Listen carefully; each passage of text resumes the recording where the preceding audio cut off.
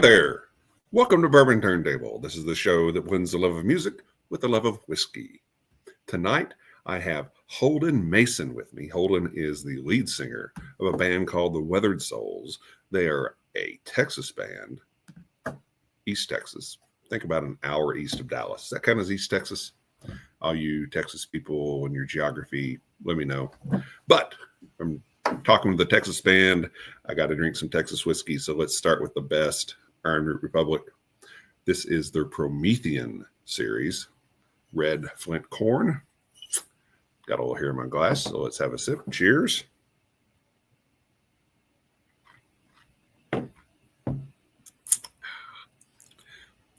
Beautiful chocolate note. Some hazelnut in there. It's really tasty stuff. Need to get the licorices and Shannon Hood back on the show sometime soon to catch up with them. But before we do that, we got a show tonight.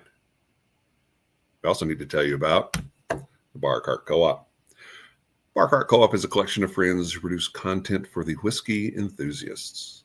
Shows like Distillers Talk with Alan Bishop and Christy Atkinson. Alan and Christy talk with distillers from across the country and around the world about anything and everything in terms of distillation. Alan also has a couple more shows, One Piece at a Time Distilling Institute.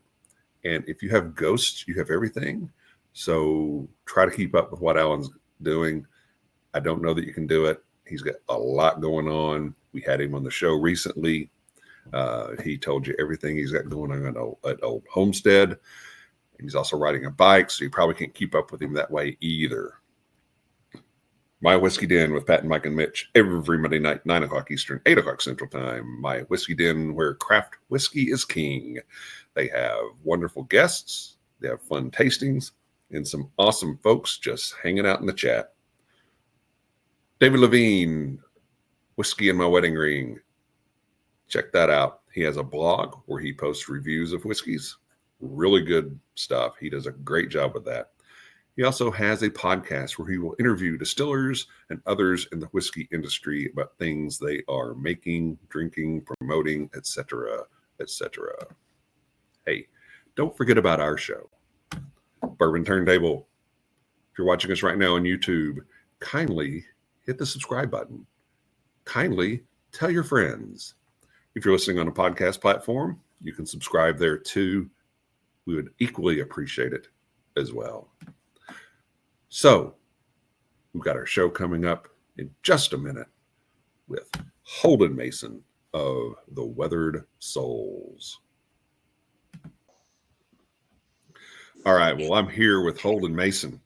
Holdyn Mason is the leader of the band, the Weathered Souls. And, you know, a lot of times I'll pick up on bands just sitting out on the porch, sipping some whiskey, and a new track from the Weathered Souls came across. I don't know if it's Spotify or Instagram, but whatever it was, I'm glad it did because their music is fantastic. Holdyn, welcome to Bourbon Turntable. Hey, thanks for having me. I'm happy to be here. Yeah. Now, I'm glad that came across your phone too. Well, we want everybody to get a chance to get to know you, but one of the things that you just told me before we started recording is you're about to be a dad. Yes, I am. The baby is coming. Today is Wednesday. We were told Monday or Tuesday, or don't be surprised if it's any day in between at any minute. So That's awesome. We're sitting waiting. Yeah, me and my wife in the early stages, we never wanted to have kids, and then later on it was like, hey, let's have kids. We've been together almost 9-10 years now. Yeah. So it was like, hey, let's have a kid, and here we are. Well, congratulations. I think you're sitting in the rocking chair in the baby's nursery. I'm in the baby rocker right now, testing her out. Yes. Got to break that thing in. Get the squeaks out of it. But also, born the day, it was this Jim, Goodbye Sunshine, the latest single from the Weathered Souls. We'll talk about that and a whole lot more of your music in just a few minutes. But before we do that, I want everybody to get a chance to get to know you a little bit. We're also talking about you live in Campbell, Texas. And small town of Campbell, yes, sir. Small town of Campbell. That that's East Texas, if I have my Texas geography correct. Northeast. The East Yeah. Texas people would consider this Northeast, but I consider that this is East Texas. You go 30, 40 minutes east and you're in East Texas. So Yeah. we're right on the line. Close to Dallas. We're about an hour east of Dallas, actually, Okay. directly Okay. east. So yeah. Awesome. Yeah. Born and raised in Texas. Born and raised in Greenville, Texas. Yeah, that's where I'm Okay. from. And Greenville's just the next town. That's like the main town, where we get our groceries and everything. But yeah, Yeah. that's born and raised there. My whole family's pretty much there. My dad actually lives in Denver now, but yeah, he's originally from the Greenville, Tyler area. So yeah, Tyler, Texas. yeah. I have a friend in Tyler, Texas. Oh yeah. A band called King's X. Do you know King's Oh X? yeah, Doug Pinnick. Oh yeah. Yeah. One of my What a buddies was actually his guitar tech for bass tech, I guess, for a long time. So wow. so That yeah. is cool. Yeah, King's X is one of my favorites. They go way back for me. Oh yeah, I like King's X for sure. Yeah. Well, we'll get into that in a minute. I All want to talk right, to you all about right. Texas music, but we'll get into that in a minute. Do you come from a musical family? My dad is a drummer, but not like a serious drummer. He played in high schools in the drum Hmm. line, and then he was in a Yeah. couple jazz bands in Dallas, and then he had kids, and then just stopped. It kind of was just turned into Hmm. being, a dad and just trying to survive. And so, not yes and no. Nobody else in my family does anything remotely music related. So Hmm. I'm kind of the first. I'm hoping baby boy is gonna pick it up too, so I can Yeah. pass down all my crap I've been collecting over the years. uh, so, what instrument did you start playing first? Drums, Yeah. actually, drums. My dad was a drummer. I picked up drums. I mean, what kid doesn't like to just bang on pots and Sure. pans? And so yeah, that was me. I got a pretty cool little drum set when I was around 5 or 6, and I was kind of set down and just listened to some AC/DC, just simple drum beats and just stuff to just play to. I was around my uncle, my dad's brothers, kind of had drum kits growing up too, and I would always go over to my grandparents, and they would have drum kits set up, and so that's kind of where I was introduced to that. And then I had an uncle on my dad's side that he plays guitar. He's a big Tool guy and big Metallica guy. Yeah. He likes good music, and so he showed me a bunch of cool songs when I was younger, and it got me interested in the guitar. And then I kind of was just doing both, and then I got at least interested in the drums until I was older, and Yeah. my latest thing is keys. I've been just I discovered My Morning Jacket a few years back, Yeah. and I just love what they're doing, and so I just decided to try to get on the keys and just try to learn them, and bass, of course, just came with playing guitar. So, Yeah. but drums are my first. Okay, I love music. Yeah. Yeah. Um, what what were some of your earlier influences on Yeah. So, total music or on a specific instrument? yeah. So when I was young and I was introduced to mainly country music because just where I'm at. Sure. Just a lot. My parents, my mom and dad, they listen to country music, and my dad liked '90s rock and stuff like that. So I was at a early age. I was listening to a lot of just like Pearl Jam Hmm. and Alice in Chains, and I was still around. I was around. I'm only 26 right now, but Hmm. I got to buy some CDs before I had an iPod, so I can still say I'm part of that CD era. So I remember, being in middle school and maybe some early on elementary school when Seether would drop a record or Breaking Benjamin. I was kind of into Hmm. some odd stuff when I was a kid, just because that's what I was influenced by with my dad, just Yeah. mainstream radio kind of stuff and rock. And of course, my grandparents introduced me to the classics like Led Zeppelin, but I didn't appreciate that when I was 8 to 12 years old. I didn't really know what that was yet. Right. So I was just more along the stuff I was hearing everyone else listen to around me, and that got me in. I love the Black Keys. I discovered them when I was very young, and I would just put on records and play drums to Hmm. early Black Keys records, and then they got big and were all over the radio, and Yeah. um, and of course I still love them. So yeah, I mean, I was kind of just around all different types of music. Different family members listen to different things, and like I said, I'd put on AC/DC tracks and just play drums until my mom would come in there and be like, "All right, tired of hearing the drums for 2 hours," because I'm hearing the whole song in my ears, and she's just hearing a kid in there wailing on drums trying Yeah. to learn. So. Drums are not a forgiving instrument, and back then when I lived in town with my parents. I always grew up in town, and so we had neighbors left or right. It's hard to beat the drums when there's a house 20 yards from you. But yeah, I remember too, like playing when in middle school through high school. I would get in my closet in my parents' house. It's a pretty good sized closet, and I would move all my coats and put blankets in the floors and just try to play all Yeah. night, so I wouldn't wake everybody up. I have two sisters there too, so but yeah, man, I'm influenced by lots of music today. I tell people nowadays though I don't really listen to country hardly ever. Hmm. I've heard it so much, been around it so much. I don't care if I hear another country song again. I'm over the country. It's a great scene in Texas though. It's like super loyal. The Texas scene is really crazy. It's Sure. crazy to fathom really if you're not from Texas. It's a different animal. Well, you, Um, you you got some of the greats of country music for from sure, Texas, for sure. and so that's hard to deny. For sure. Um, I don't think, or nor would you want to deny it. No, ultimate respect. Yeah. George Strait. I consider the guys that paved the way for the Texas scene, like Pat Green and Hmm. Daryl Dodd, Randy Rogers. Those guys, they paved the Way way back. for a Stoney LaRue. They were part of like a movement, and it's Yeah. still here because of them. So no disrespect to those guys. I just my musical taste changes. Nowadays I listen to what I want to write like. Yeah. I find most influence in other music, rather than I'm not Kurt Cobain. I haven't lived this like long, hard life doing drugs and like the personal. I don't have the rock star life. I just am a normal guy with a normal family that I just get inspired by other music. So I've changed my taste over the years on kind of what I want to write, like what I want. I go see a show and get inspired. It's like, oh, I want to Yeah. listen to this right now because. Yeah. So Yeah. it Um, changes. Taste changes. yeah. So is that both in terms of the music of the songs and the lyrics, or Lyrics are hard to just pull out of the sky. So a lot of the lyrics are. I'm more of like an abstract lyrical writer. It's hard for me to. It's hard. It's easy to pick a topic. Mhm. It's always easy to pick a topic about what I want to write about.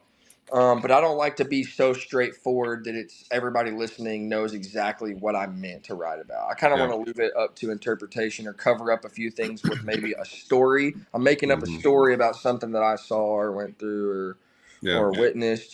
So, um, Yeah, but the lyrics always we'll come talk after about. the music. I've got that in some of the later songs, especially, and I want to dig into that aspect of it.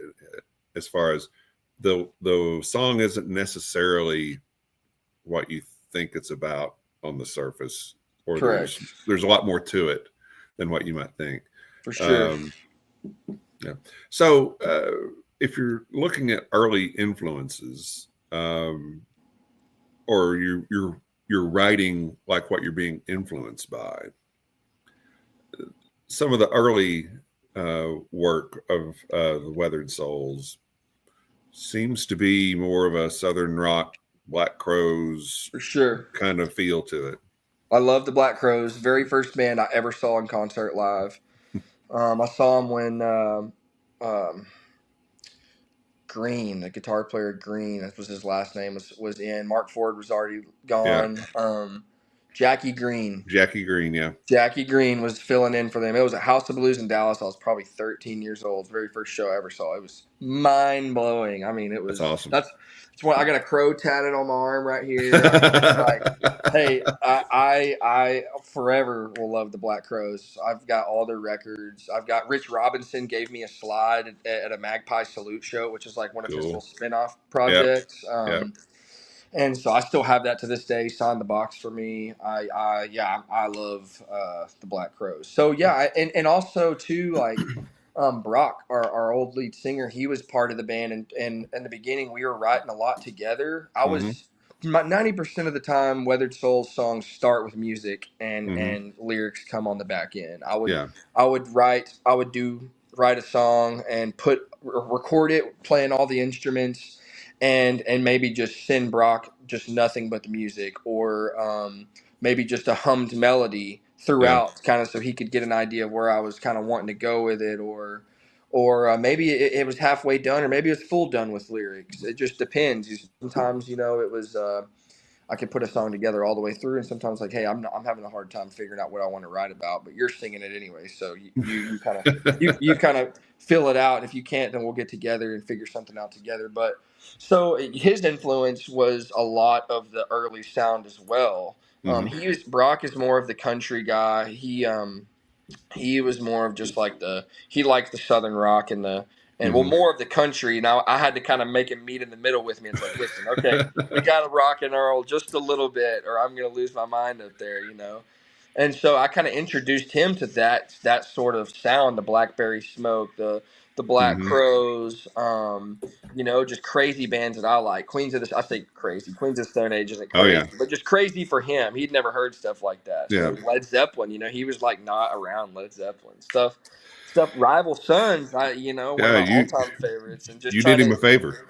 yeah, I was trying to get him to kind of come on my side. And so progressively through the course of the band, you can hear the songs get out of country and more rock and roll. And that was Mm-hmm. ultimately me trying to take the acoustic guitar out of Brock's hand. And he found out, when we started playing those rock and roll songs, the shows are more fun, the crowds are more fun, there's better reaction. And so that's kind of what also um, progressed into what the ending of Brock and the band kind of was. And I don't want to get too deep into that. Brock just everybody's on good terms, and Brock just needed Mm-hmm. to.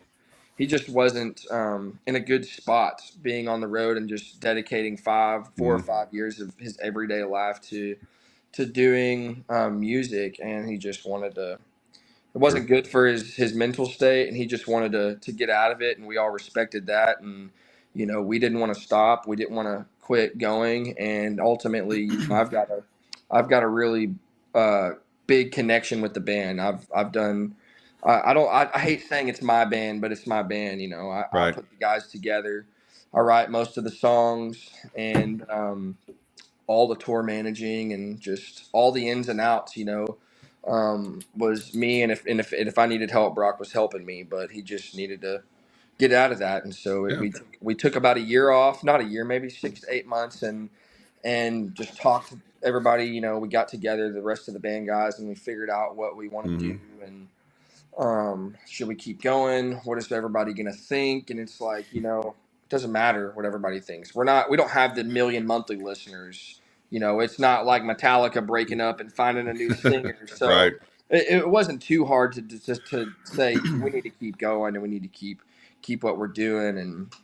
And so that's just kind of where we're at today. And lately, my inspiration, you hear it on the new songs, they're totally different. I'm an Mm-hmm. alternative rock guy, like just raw rock and roll, and that's what I'm into right now. I don't like to put a cap on what I want to write, and that's kind of what I was doing with early Weathered Souls. I was trying to stay in this box, trying to stay in this vein, Mm-hmm. and trying to sound like something. And Mm-hmm. now I'm just writing. I'm just writing material. Yeah. Yeah. The first EP came out in 2021. I think it's 3-song EP. Is that right? I Um, believe so. Three or yeah. four songs. Yeah, Yeah. three. How long have Three you or guys four. been playing together? So Brock and I had been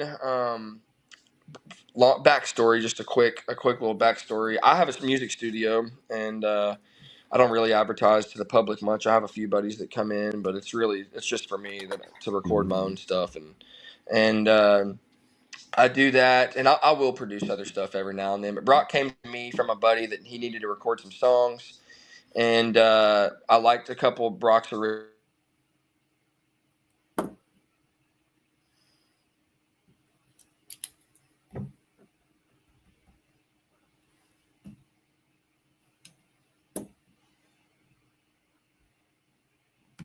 So the wonders of technology created a little glitch for us there. But you were talking Yes. about Brock coming to you to record some songs. Yeah, so Brock came in to record, and I liked his songs. And I had a buddy. Actually, before that, I was like, "Hey, you got a pretty good voice. I haven't been playing in bands much. I've just been producing other projects in the studio, and haven't really been part of a live band in a while. I was just a hired gun guy. And I was like, if you want to come in and write some songs together, and we can kind of um, figure out if we can get something going. I was like, I know tons of players. I have some connections in the Mm-hmm. behind the scenes that I can utilize if the time is right and it comes to that point. And he was like, yeah. So we got together for the next few weeks, and we were just writing. We probably wrote 10 songs or something, and we picked the best 3 or 4, and then ended up with that Miss Ray EP. Mm-hmm. And actually, I had a buddy pass away, and that's kind of what Miss Ray's about, which we can talk about later. Yeah. So we had those group of songs, and I sent them to my buddy Cody Simpson, who was the front of house of Whiskey Myers at the time, Mm-hmm. and he was offering free mastering, and I was like, all Oh, right, wow. cool, let's get some free mastering done. And I sent him the songs, and of course he was like, yo, this you're really good. Like, who is Mm-hmm. this? Who is this artist? And I was like, hey, this is me and my buddy Brock. We've been writing some songs together, and we recorded it down at my place. And he was like, I'm in. And I was like, well, in on what? And he's like, I'm gonna manage. And I was like, are you a manager? And he goes, I know enough, and I have enough contacts, Yeah. so he started coming down and recording some of the other material that we had started putting together, and we released a couple of them, and I think you can still find them on uh, God, I can't remember the website. It's like a website that musicians can upload songs for free and release merch on there. I can't not SoundCloud, but it's kind of similar. Yeah. You can still find them if they're out there. Some old songs we ended up pulling when we decided to release the EP, just because it was too far country. I mean, it was crazy. Um, so yeah, he started kind of being a part of the project, and was a part of the recording process and kind of the finishing touches of our songs, kind of co-producing with me and Brock. And Mm-hmm. he invited us out to a couple shows of Whiskey Myers, and so I kind of knew. I met those guys when I was a kid. They probably didn't remember, but Yeah. hung out with them on their bus just from messaging John Jeffers. I was a fanboy, back when I Yeah. was a kid. And so I kind of started hanging out with them, and I knew who their manager was, a guy named Eddie Cloysel, and he's been managing them for like 15 years. And I kind of knew who he was. And so after a few times showing up to those shows, I introduced myself and kind of told him what we're doing. We had been playing some local shows at the time and been putting together songs, and pretty much being as self-sustained as possible. Mm-hmm.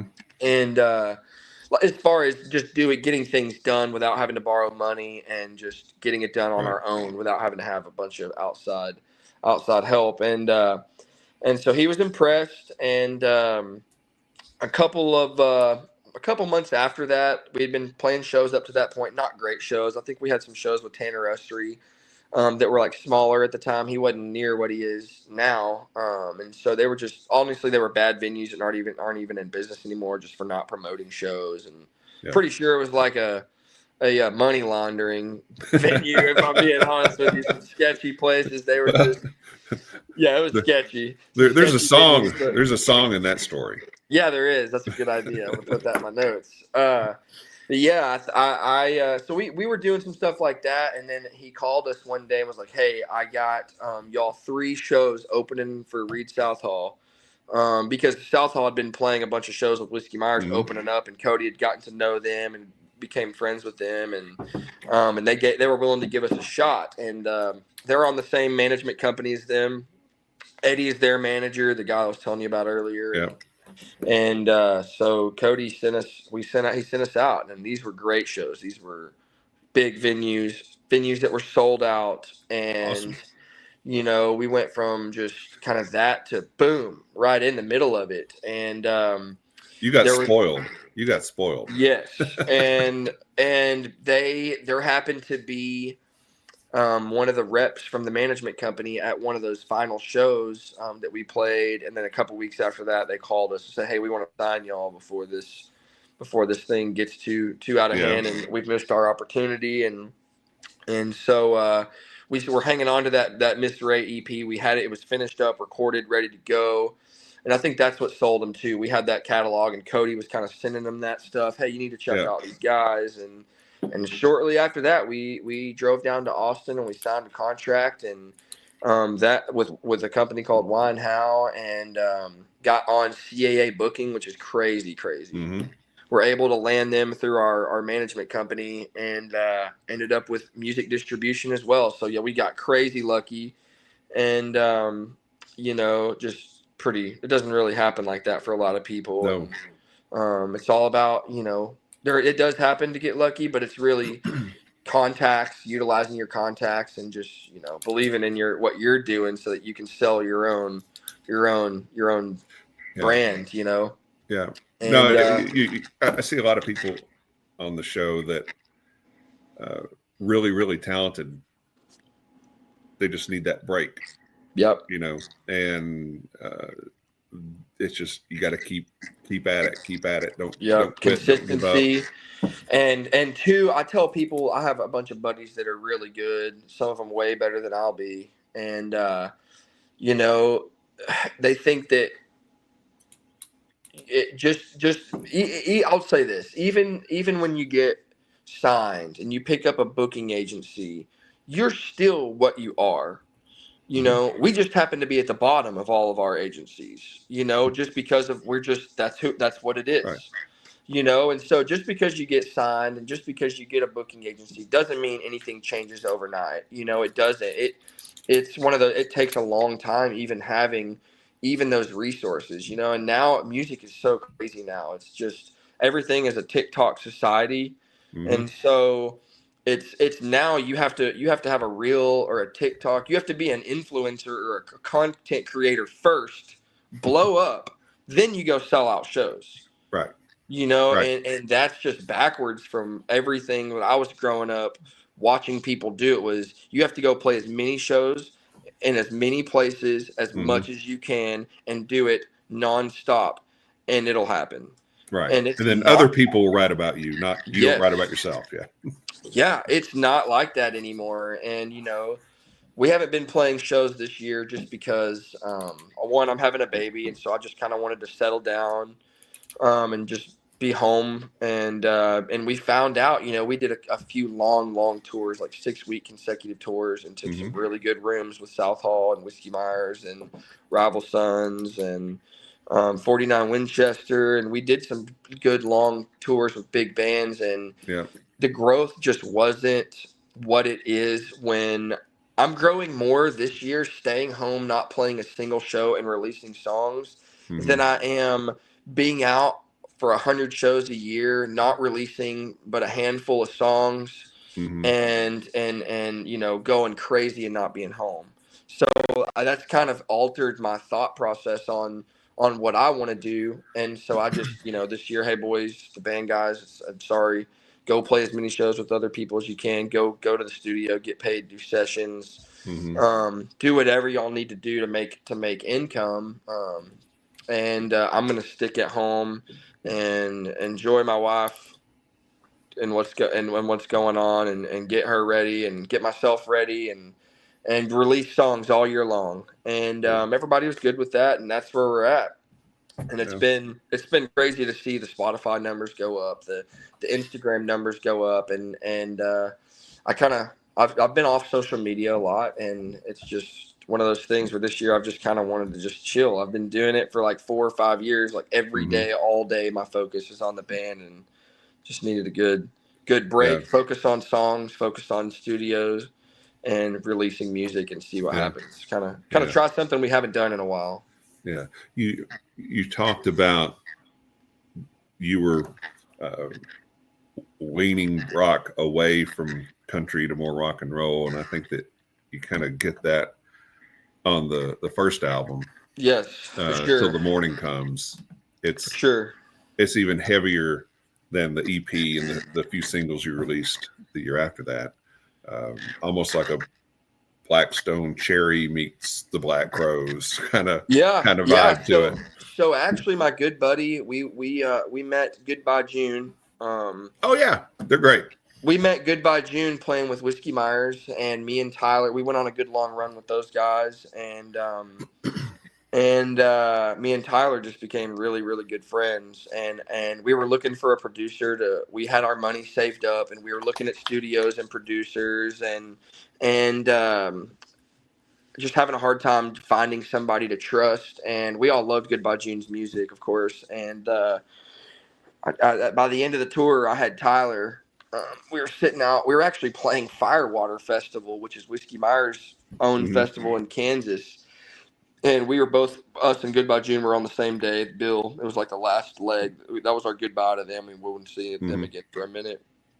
And me and Tyler were sitting out there, and Tyler never drinks, and Tyler was drinking that day. And I Hmm. sat next to Tyler, and I was like, "Hey, how about you just produce our record?" And he was just like, "I'm not a producer." I'm like, "Yeah, but you are though. You produce y'all stuff with Paul Moak, which is he's a great studio owner and producer. Hmm. He's got a studio called Smokestack out of Nashville, and he was like, well, where? I'm not an engineer. I can't record it. And I was like, well, hit up Paul or whatever. We just want to get out of Greenville. We want to get out of the studio. I don't want to do this record. I don't want to do Hmm. this record. I want a producer to do it. I want somebody else to engineer it, and I want to sign off on mixes and masters. And so he was like, all right, well, I'll do it. I'm in. I want to do it. Y'all need to come down and so we can pre-pro, just you and me and Brock and get together and kind of hash out some of these songs and maybe co-write a couple for the album Hmm. and we'll get squared away on the back end later. And I've got a good buddy who's Paul Moak's assistant at Smokestack. He's recorded and played drums on all of our records. He's got a studio, and we're going to go to him, and he's going to do it. And it's like, hey, we're going to cut our whole record. We got 12 days at Nate's. And I was like, 12 days to cut a record. All right. That's going to be crazy, but let's do it. And so Yeah. we got in the RV, our old RV we had, the whole band, and camped out in front of the studio for a week and live cut that record. We did on our pre-pro, me and Tyler and Brock, we co-wrote that song Bad Cat, and Hmm. that was one of Tyler's licks he was playing, and I was like, man, let me kind of mess with that for a minute, and it turned Yeah. into that. And we named the song Bad Cat, actually, because during the studio session, we were playing Tyler's Bad Cat. It's like an old Samson era, super high dollar. Probably, I'm not even going to put a price on it. You can't find them hardly. They're high. And Yeah. that thing caught on fire and burned up in the studio first day, first song.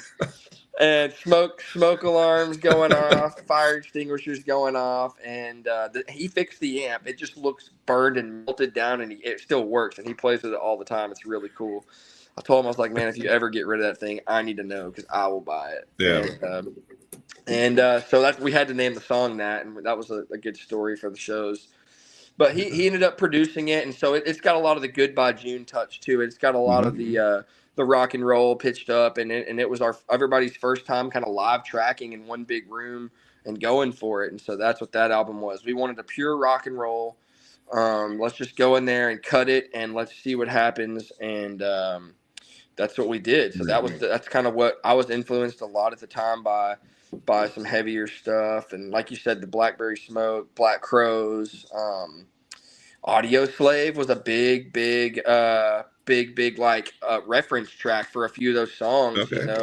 That, hey, let's this kind of what we want the drums to sound like. It's kind of guitar tones we're going for. So it was kind of an all over the board album too. But now listening to it, when I listen to it, not too long ago, every now and then I'll turn on a Weathered Soul song and just see what I think about the mix, and I realized, yeah, it sounds sonically put together like a record more than I remember when we were writing the songs and putting the album together.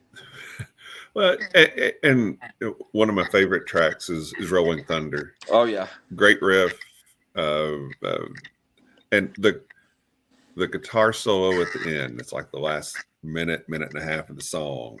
It builds so well, and just it crescendos nicely, and then just a great guitar solo. thank you.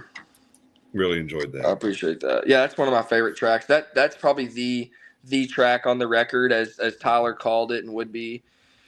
He pulled me to the side after we got done with that. He's like, "Man, I really wish I would have wrote that song. That's one of the songs that I hear. It's like I wish I would have wrote that." And I was like, "Man, that's crazy to hear that from you." But because there's a lot of Goodbye June licks, I wish I was like, "Golly, I wish I would have wrote that." You know, he's a lick guy. That dude can come up with some crazy cool licks right on the spot. And that's how Scott Holiday is from Rival Sons too, man. They go in there with no ideas, maybe it's a few licks in their back pocket, and they go cut a record from nothing in a month. That's always blown my mind. He's great, but Rival Sons, Mike Miley is probably the best modern day drummer. Yeah, I love Mike as a person, as a drummer for sure. The drum tones, like Mike has a sound. You hear drum tones. If you're a drummer and you know who Mike Miley is, you can hear 0.2 seconds of his drum tone and you can tell. He tunes them. He's got a sound. Yeah. He knows what he's doing. He's a beast, yeah. Great guy too. He was super fun on tour. That whole band, that was one of my most favorite experiences in music, was touring with them, and I'm good friends with. What album were they touring when you were with them? They were touring their latest record. No, I take that back. They were touring on singles promoting their new record. They had put out Nobody Wants to Die. I think that they had put out like 3 or 4 when the tour started. So yeah, I think we were with them like 13 days, all arenas. It was really, really fun. Yeah. They are a lot of fun. Because the last thing they put out were a couple of live albums. Like they did their first 2 albums that they ever released, live versions of those. In Italy, really cool. Yeah, that was really cool. Yes. They put out 2 since then, though, I think. The green album and the black album, I think. Those came out before it. Okay. Dark Fighter and Lightbringer were both in 23. Yes. Yeah. Okay, they were in 23. I couldn't remember the You're timeline right. myself. They did just release the live album. I just listened to it not too long ago. Yeah. That was a great experience. Man, those guys are cool. Yeah. Now, there are a couple of hints, at least when I'm listening to it, there are a couple of hints of the new Weathered Soul sound on Till the Morning Comes. I think The Dream and Reap What You Sow both have kind of that feel that you captured now. Yeah. And I think a lot of that is the production too, like a lot of reverb, lots of I discovered My Morning Jacket, so like right around that time of writing those songs, and that's been like one of the biggest influences for me the last 2 years. Is just it's hard for me because I'm an engineer as much as I am a musician, or I try to be. And so when I'm listening and writing songs, I'm not just listening to the song as a whole. I'm not just listening to the lyrics. I'm listening to what do the drums sound like? How are they tuned? What kind of snare drum is that? How are they like placing the each thing in your ears when you listen to it? And so I try to recreate things like that. I call it ear candy. And that's kind of what The Dream was to me, because it's got all these crazy like phasing going on. Like these guitars are kind of hitting your left and right ear, and there's a lot of reverb that's just super big and punchy drums. And so I think that for me was just, hey, let's do a cool intro into Rolling Thunder, like old school records do, that just do something it's not very common nowadays, and just stick to it. And then it's great for live too, because when we put the record out, Rolling Thunder of course came big, and we would always do that live, so everybody kind of knew what was going to happen at the shows. And it's just kind of cool, given your followers, when you're at a Whiskey Myers show, you can tell who knows your music because they know what's coming, Right. So that's kind of cool. Right. I was have you ever seen Spinal Tap? Yes, I have. Yes. Okay. I have. All right. They re-released it in theaters for a couple of days. Early in July, and so I went to see it, and you could tell the people that knew it. Yeah. okay, that knew the movie, because it would switch to another scene, and within 2 seconds, there's a dozen of us in the theater laughing already because we know what's coming. So Yeah. when you know something, you know what to expect. And it feels good to be connected to something like a small band. I feel like for me, when I go to see a band and I know the opener, which a lot of times I'll go to the show for the opener, Mm-hmm. there's a different connection when you know the song and nobody else does, you know? Sure. So I just like to do little, what are they called, Easter eggs here and there. And I just felt Mm-hmm. like, for people that like heavy music like Tool, we got to be heavy for a second and still make it work for the record. And that's what Right. the dream was. That's Yeah. what the dream was. Yeah. Yeah. In between albums, or well, after that album and before the new singles, you released a song called "One More Day."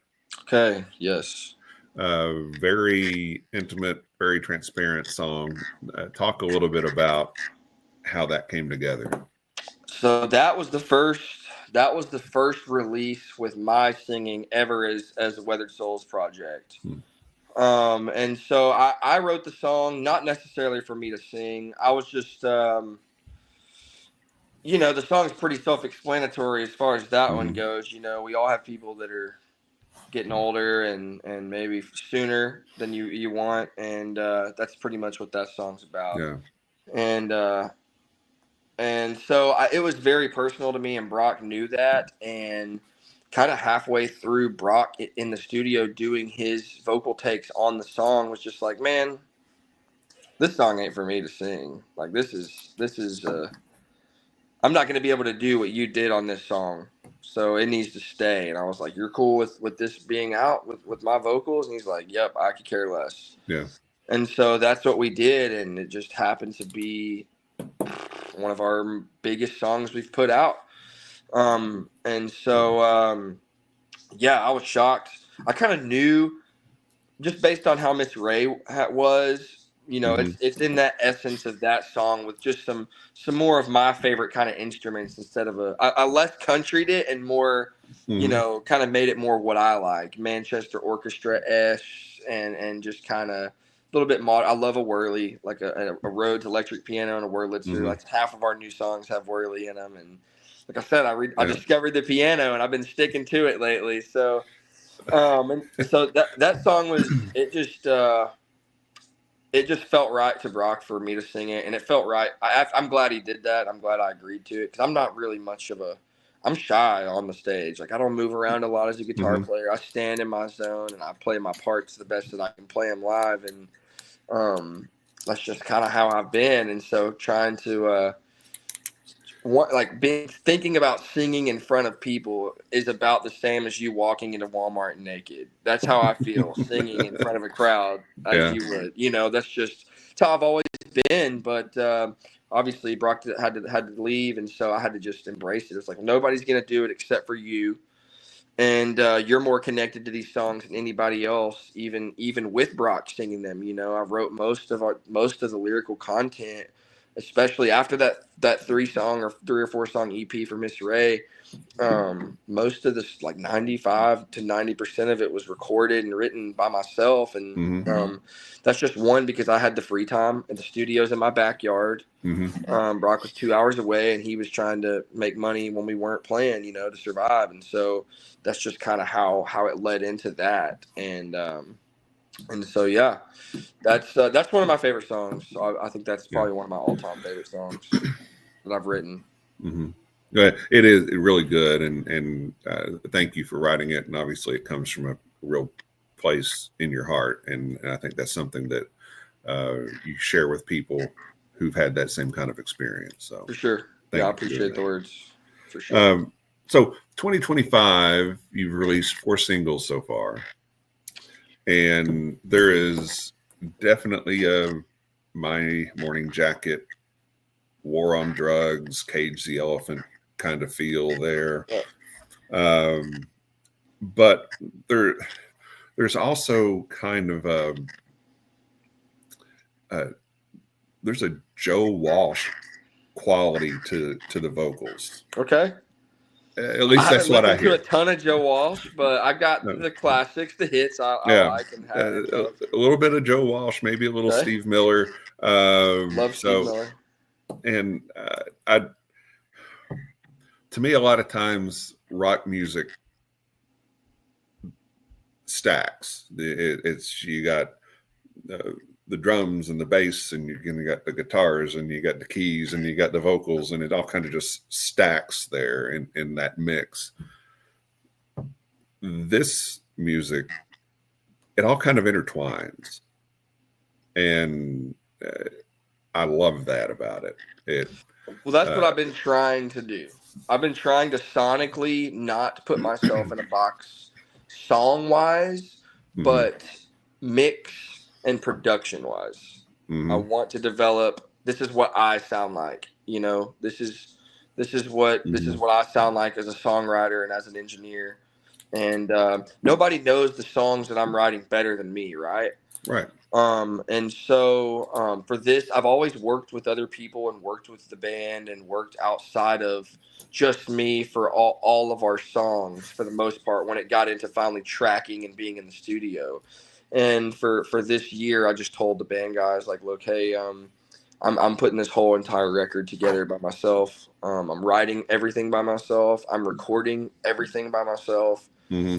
and I'm mixing it, and I'm gonna let somebody else master it because I don't do that. But and they were completely fine with that. The Weathered Souls has been more of just like a hired gun esque live band Hmm. with the same guys. I mean, I've had some bass players. I've had a couple guys leave, and it's really hard to keep the same group of guys, you Hmm. know, especially from a startup project. I mean, it's very rare Sure.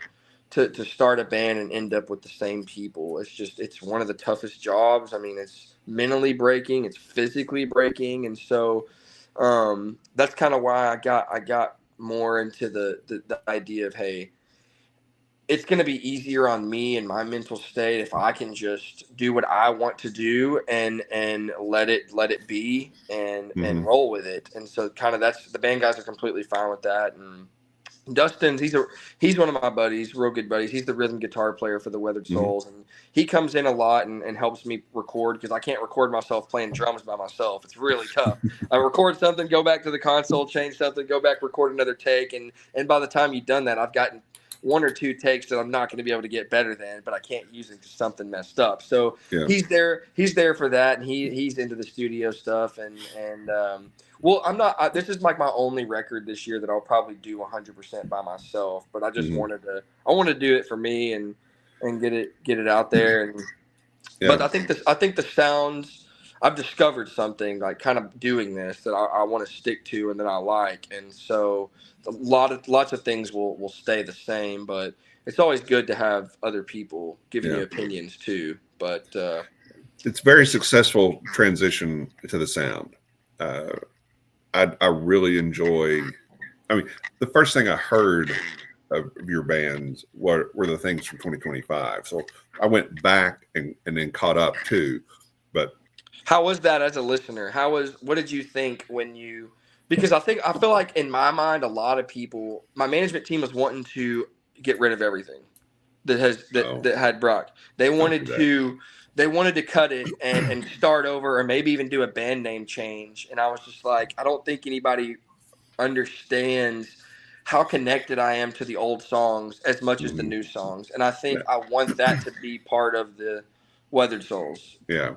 Yeah. There's a band that I've had on the show before, and uh, similar sound to what you got here. Uh, it's called the Deadbeat Cousins out of Okay. Phoenix. Yeah, I would encourage you to check them out. Really Okay. great stuff. But they recorded an album and then had some personnel changes in the band and decided we're going to go back and re-record that album. And so they went back, re-recorded the album, released a single at a time until everything was out, and then they pulled that album as it was originally was. But it was very interesting the process that they went through.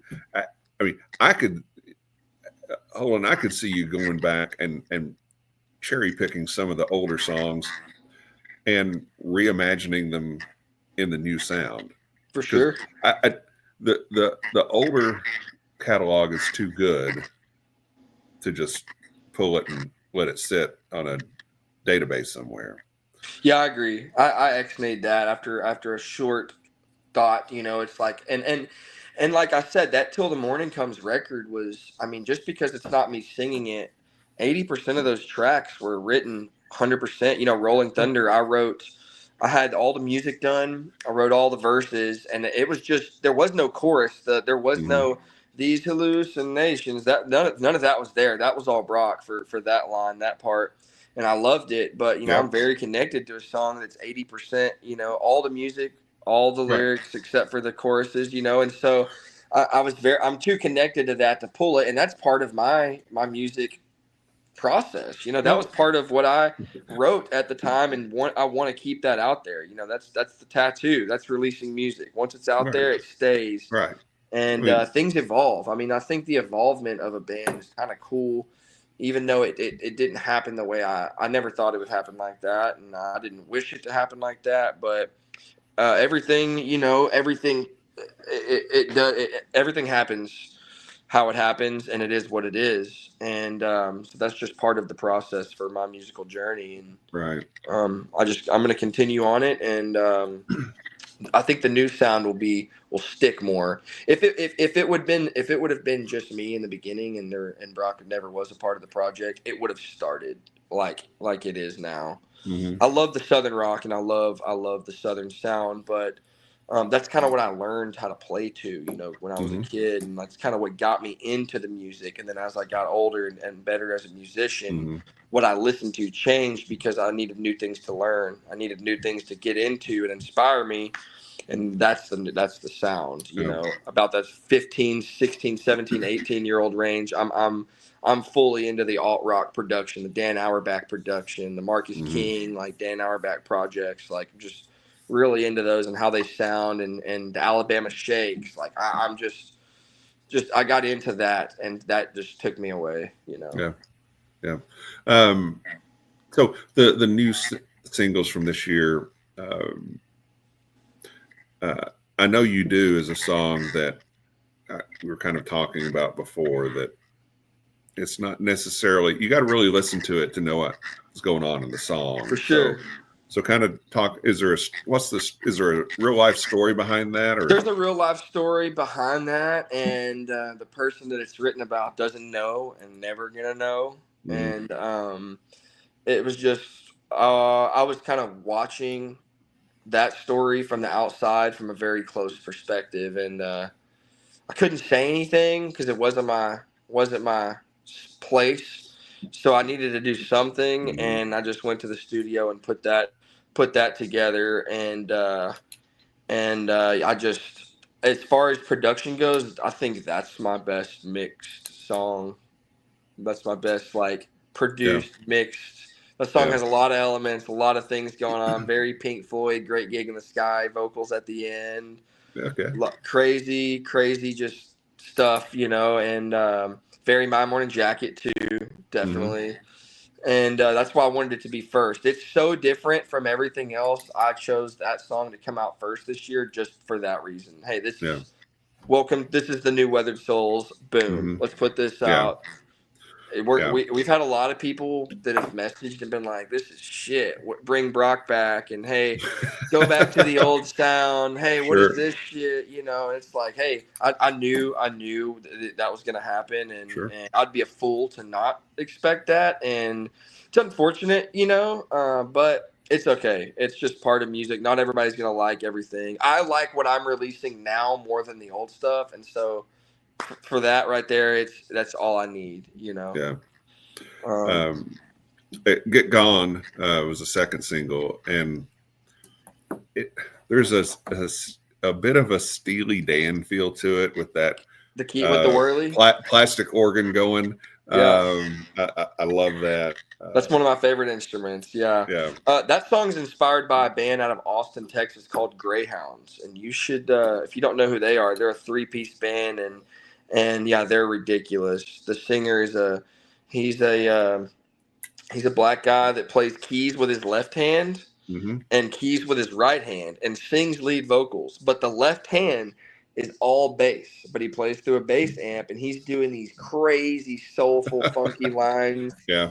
And he's got that black soul. I mean, he's got it going on, and he's playing these organ tracks with his right hand.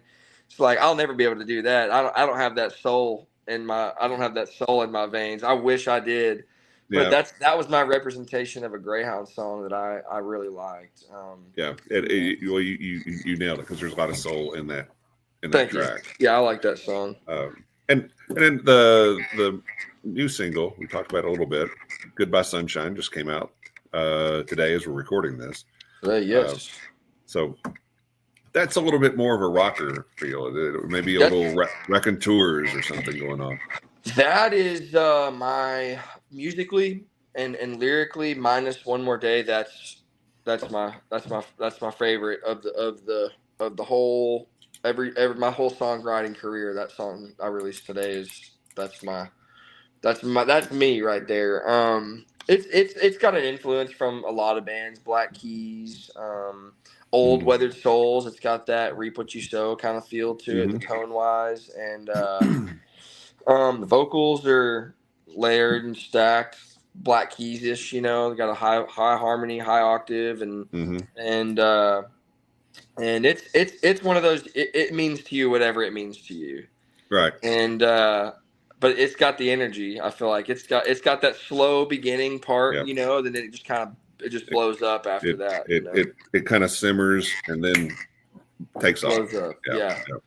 Yeah. That's one of my I enjoyed the drum tracks on that song in particular. It's just got a really good feel to me, and it just felt that whole session I was recording that song. It felt really good. That was a rewarding experience. That's my favorite part about music as a whole. Like, is one thing at a time, and then sitting back and pressing play after everything is in the red or on the tape, and listening back to it. It's like, all right, that sounds good. Yeah. She's ready to go.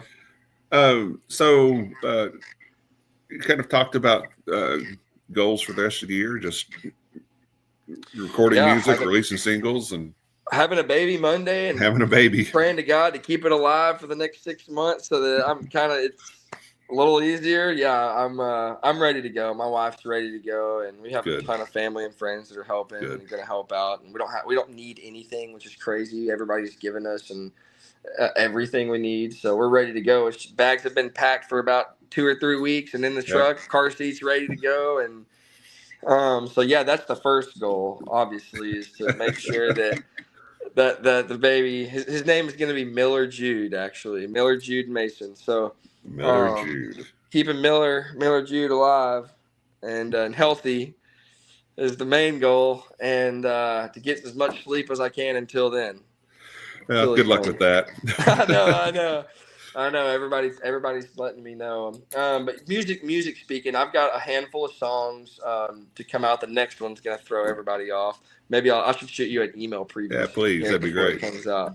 It's different. It's actually my management team. I'm independent now. Actually, a few weeks ago, I stepped down from my management team. My booking agency just felt like it was the right thing to do, and some things were. I needed to do a few things different, and so, but it's been great. They were great to me. I would not have done anything that I could have got to do without them, and they're a great company. And Eddie's a great guy, and I love him, and I still text him and do all that. But the business aspect is just a little different for me now. But I've got a handful of songs, and this next song was their favorite song, the one that's coming out. They picked this one, and we're like, hey, this we think this one's a good one. It's very My Morning Jacket feel. The whole song is sung in falsetto, like BG style. It's crazy, but I'm into it. I love it. It's one of my favorite songs I've written, and so there's a few more after that I'm not sure if I'm gonna release. The plan was to, but I don't know. I'm just not sure how I feel about the songs yet. Yeah. I don't want them to just be a song to fulfill a number for the release year. You know, I want it to be a good song, and I may write something in between them. I'm gonna have a bunch of downtime when the baby comes, taking care of him, and Yeah, and Bailey you're will kind gonna of have swap. downtime. No, We're you're gonna not. we're gonna swap and make sure that we each give each other some breaks and some rest. So I'll be utilizing my breaks in the studio or on the golf course probably. I played golf in high school and I'm getting back in. I'm getting that itch and. So it's my wife golfs too. She's a golfer, and so she's gotten me back into it. But no shows right now on the books or in the works. Unfortunately, I know a bunch of people have been kind of messaging and commenting, asking, you know, when we're going to do shows. It's just like shows just don't make sense for the Weathered Souls right now. Yeah, We'll go play shows when we can you know, play shows. It doesn't make sense for us to go do a bunch of first to three or a bunch of openers. And we're not big enough to go fill 300 to 500 cap rooms. So it's just, we're not to the point where we can just go play in all the places that we've been. It's kind of a blessing and a curse going out and playing with big bands because you do gain a lot of followers being on that early bill and, you know, cutting your teeth and you do gain a lot of followers, but it's not enough in every town to go and just play your own shows. So I'm just going to keep writing songs and releasing music. And then hopefully, you know, we're banking on one of these songs to kind of do something and move the needle or kind of get some momentum enough to that we can go book a tour. And then we will. Cause I like to play shows, but my heart is in the studio. yeah. I'm a producer, songwriter. That's my thing. I stress out on the road. I do. I'm wondering, you know, where we're going to park this 60-foot bus and trailer the next day. I'm worried about, is everybody going to have enough food to eat, you know, and when you're a band member and the bus has got loaded down with beer and liquor and food, it's not a worry for you, but it worries me as the leader and as the tour manager. And it's just, that stress is not healthy for me. And I did it 4 or 5 years and I just need a good break. I need a good break from the shows. Well, you'll get a fresh perspective on a lot of things of life on Monday. Yes, as I've been told from pretty much everybody as well, you know. And it'll be interesting to see how that goes through and plays through your music going forward. Yeah, and I want my son to be able to see me play live and do things that not a lot of people on planet Earth get to do. I mean, not a lot of people get to go stand in a 15,000 capacity arena with 14,000 people in it. You know, not a lot of people get to do that, and I want him to know that that's kind of crazy. His dad gets to go do some crazy stuff. I may not be the biggest band, but you know, I'm very proud of what I've been able to do, and I'm glad that some people gave me the chance to go do that, and I've got pictures to prove it. So if he doesn't believe me when he's older, it'll be in the scrapbook for him. But yeah, like I want him to be able to sit side stage and see that, and kind of see if maybe he wants to do that one day. Sure. You know? It's like, hey, this is a crazy job, a crazy way to make money. You know? And it's fun and it's stressful, and you know, but it's all part of the journey. Yeah. Well, Holdyn, I've kept you a bit now, and I want to make sure you can get back to your wife and dote on her before she has the baby. But before we sign off here, tell everybody where they can find you on social media. Yeah, so our social media is Instagram. I don't post to TikTok much, but we do have one. Everything is at The Weathered Souls. And then all of our streaming is YouTube, Spotify, Apple Music. Everything's on there. There's a nice Rolling Thunder music video on YouTube. We went out to the desert and the Diablo Canyon and put together. So you should go check that out. It was a cool experience. And yeah, I don't post much. I'm not a social media guy, especially now more than ever that I'm going to have a kid to be tending to. And I'm kind of private in the aspect of just, I'm not show you what I'm cooking every night. So just imagine if you want, and later on, we'll catch back up. But yeah, I'd come back and do another podcast with you. Just let me know. Yeah, we'll do it. I'll be back on the show. I'll try All to right. get into some whiskey. I know you asked me if I'm a whiskey guy. I'm not. I'm not there. I'm more of a tequila guy these last few weeks. I've discovered some tequila drinking. Okay. But Well, we can do that too. We can all do right, that I'm too. down on So, that. I may not be talking straight by the end of it, but well, you would be the first one. You would not be the first one. all right, yeah, We'll get a few more songs out of you and yeah, catch up again sometime maybe later this year. yeah. I'm gonna put together a little link for you to check out the next single Awesome. coming out. Would love it. Yeah, Love it. All yeah, right, for Holdyn, sure. thank you very much, sir. I Yeah, appreciate it. thanks for having me. Congratulations. Thank you. Talk. So that is episode with Holdyn Mason of the Weathered Souls. I had a lot of great things to share about his music and some cool things going on in his life. About to be a dad, which is extremely cool. And so we will keep up with what's going on with Holdyn. Be sure to check out everything on the Bourbon Turntable Facebook page, Facebook group, Instagram. We'll be sharing the show we're doing with Holdyn. We'll also be sharing whatever else he puts out. He puts out a song. We're going to share it. We're going to make sure you know about it. So be sure to follow along for that. And thank you again, Holdyn, for joining us. And until next time, cheers.